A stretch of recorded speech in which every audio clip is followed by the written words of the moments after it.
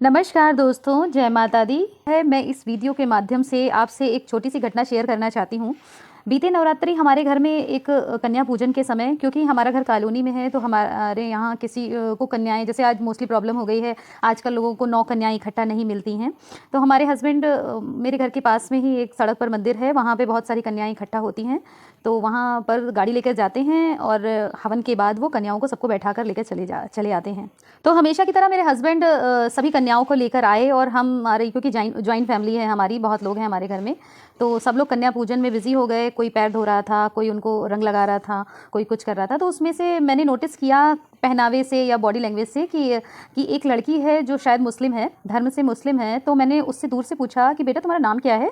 तो वो थोड़ा सा भौचक्की होकर मेरा मुंह देखने लगी। उसको समझ में नहीं आ रहा था कि वो क्या आंसर करे। शायद वो मुस्लिम ही थी, लेकिन वो बोलना नहीं चाह रही थी। उसे थोड़ा सा डर था इस बात का कि कहीं मतलब मैं उसका विरोध ना करूँ या उसे अपने घर से हटा ना दूँ या भगा ना दूँ कन्या पूजन के लिए, क्योंकि मोस्टली हिंदू नहीं पसंद करते हैं कि किसी मुस्लिम कन्या का पूजन करें धर्म को आधार बनाकर, कि कहीं मांस मछली या अंडा ना खाया हुआ हो, जो भी कुछ हो। तो फिर जब मैंने उससे पूछा कि तुम्हारा नाम क्या है, तो उसने तो कोई आंसर नहीं किया, लेकिन उसके सामने बैठी उसकी एक फ्रेंड थी, शायद उसकी फ्रेंड थी, उसके साथ ही आई थी। उसने बोला कि इसका नाम शिवानी है। तो मैंने कुछ नहीं बोला, लेकिन मुझे इस बात की शंका थी कि शायद वो मुस्लिम ही है, लेकिन मुझे इस बात से कोई फ़र्क नहीं पड़ता। फिर मैं जानते हुए मैंने ही उसके पैरों में रंग लगाया। मेरे घर के सब लोग इसी काम में, कोई टीका लगा रहा था, कोई उनको भोजन खिला रहा था, प्रसाद ग्रहण करवाने की तैयारी कर रहे थे, सब लोग उसी में लगे हुए थे। फिर जाते समय मैंने उससे लड़की से पूछ ही लिया कि बेटा तुम मुस्लिम हो क्या। तो फिर उसने डरते हुए मेरी आंखों में, मतलब डर भरी नज़रों से उसने देखा कि, क्योंकि वो खात में सब पन्नियों में सब प्रसाद वगैरह, पूड़ी सब्जी वगैरह लेके जा रही थी, तो उसे डर था कि कहीं उससे कोई छीन ना ले।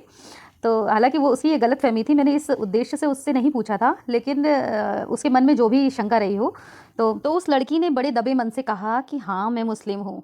तो मेरा तो जो मुझे डाउट था वो बिल्कुल प्रूफ हो गया। तो मैंने उससे यही कहा कि बेटा तुम्हें इसमें घबराने की ज़रूरत नहीं है कि तुम मुस्लिम हो। मुझे इस बात से कोई फ़र्क नहीं पड़ता कि तुम मुस्लिम हो, लेकिन हाँ बस ये है कि तुम अंडा वंडा मत खाना। बस मेरा उससे यही आग्रह था। तो मेरा ये वीडियो बनाने का उद्देश्य सिर्फ यही है कि अगर मान लीजिए कि वो कन्या मेरे घर से मैं भगा देती या वो चली जाती, तो क्या मेरा कन्या पूजन पूर्ण होता? शायद कुछ लोगों को इस बात पर आपत्ति हो, मेरी इस बात पर आपत्ति हो कि ऐसा नहीं करना चाहिए, मुस्लिम कन्याओं को नहीं खाना खिलाना चाहिए या जो भी कुछ। आप शायद स्क्रीन पे देख पा रहे होंगे कि वो कन्या कैसे मुझे देख रही है। उस समय मैं इस चीज़ के लिए मेंटली प्रिपेयर नहीं थी कि मैं इस पर कोई वीडियो बनाऊंगी, वरना मैं शायद और अच्छे से शूट कर लेती। लेकिन फिर बाद में जब मेरी बात कई लोगों से हुई, तो मेरा ये वीडियो बनाने का उद्देश्य सिर्फ यही है कि अगर कोई आपके दरवाजे पर कोई मुस्लिम ही कन्या इस आशा से आ रही है कि उसे थोड़े बहुत, कितना पैसा आप दे देंगे किसी को कन्या पूजन के टाइम, 10 20 50 100, उससे ज़्यादा तो नहीं दे देंगे।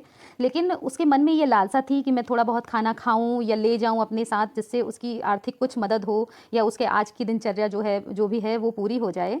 तो फिर ऐसा अगर किसी भी हिंदू घर में किसी भी लोगों के साथ होता है, तो यकीन मानिए आप किसी भी लड़की, चाहे वो किसी संप्रदाय की हो, किसी धर्म की हो, वो कन्या ही मानी जाएगी।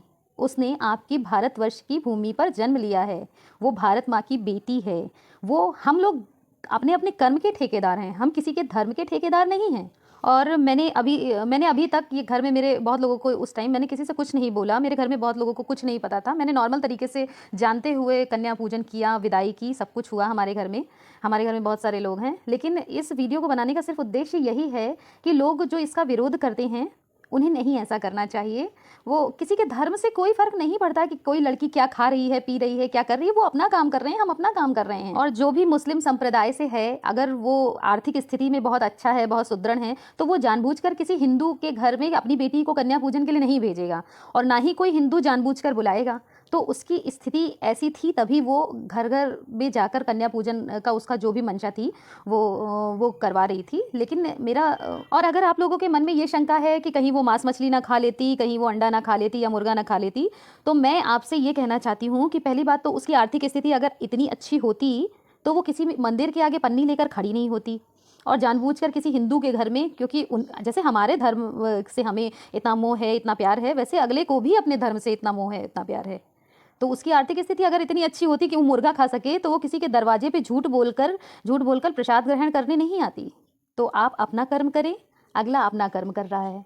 अपने धर्म के प्रति श्रद्धा रखना एक अलग बात है। मैं भी अपने धर्म के लिए पूर्ण रूप से समर्पित हूँ और मैं चाहती हूँ, मैं किसी भी तरह का अपमान अपने धर्म को लेकर बर्दाश्त नहीं करना चाहती हूँ। लेकिन इसका मतलब ये नहीं है कि किसी भी बच्चे के साथ हम ऐसा करें या उसको भगा दें, या मानिए 9 कन्याएं हैं उसमें और मैंने 8 को भोजन कराया और 1 को नहीं कराया, वो सामने देख रही है, आपका व्रत पूर्ण ही नहीं होगा। माँ शारदा आपके व्रत में आपको व्रत का कोई फल ही प्रदान नहीं करेंगी।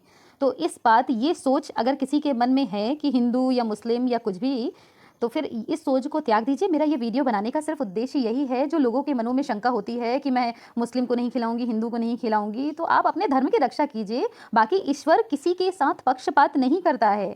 आप अपने फर्ज से अदा हैं, बाकी ऊपर वाला सबको देख रहा है।